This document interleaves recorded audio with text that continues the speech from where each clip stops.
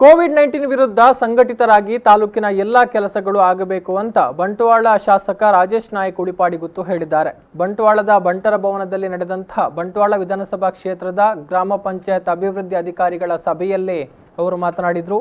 COVID-19 ಅನ್ನು ಹಿಮ್ಮೆಟ್ಟಿಸಲು ಬಂಟ್ವಾಳ ತಾಲೂಕಿನ ಎಲ್ಲಾ ಇಲಾಖೆ ಅಧಿಕಾರಿಗಳು ಕೂಡ ಒಂದೇ ಮನಸ್ಸಿನಿಂದ ಕೆಲಸವನ್ನು ಮಾಡಬೇಕಾಗಿದೆ. ಯಾವುದೇ ಸಂದರ್ಭದಲ್ಲೂ ಕೂಡ ಉದಾಸೀನ ಭಾವವನ್ನು ತೋರದೆ ಸಮಸ್ಯೆಗಳಿಗೆ ಸ್ಪಂದಿಸಿ ಅಂತ ಕರೆ ನೀಡಿದರು.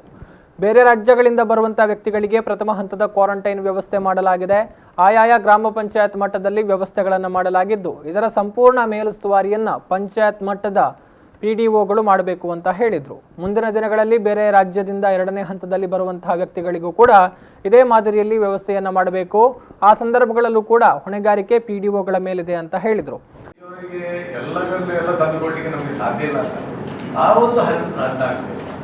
ಅವ್ರನ್ನ ಆದಷ್ಟು ಕಮ್ಮಿ ಕಂಪ್ಲೇಂಟ್ ಬರೋದು, ಕಂಪ್ಲೇಂಟ್ ಇಲ್ಲದಾಗೆ ನೋಡ್ಕೊಳ್ಬೇಕು. ನಾವು ನಮ್ಮ ಮನೆಯಲ್ಲಿ ಹೇಗೆ ನೆಂಟರು ನೋಡ್ತೇವೆ ಆ ಪರಿಸ್ಥಿತಿ. ಇಲ್ಲಿ ಅದು ಪೇಡ್ ಹೋಗ್ತಾರೆ ಅಂತಂದ್ರೆ ತೊಂದರೆ ಇಲ್ಲ, ಹೋಟೆಲ್ಗೆ ಹೋಗ್ತಾರೆ ಅಂದರೆ ಅಲ್ಲಿ ಅವ್ರಿಗೆ ಒಂದು ವ್ಯವಸ್ಥೆಗಳು ಅವ್ರು ದುಡ್ಡು ಕೊಡ್ತಾರೆ ಅಂತ.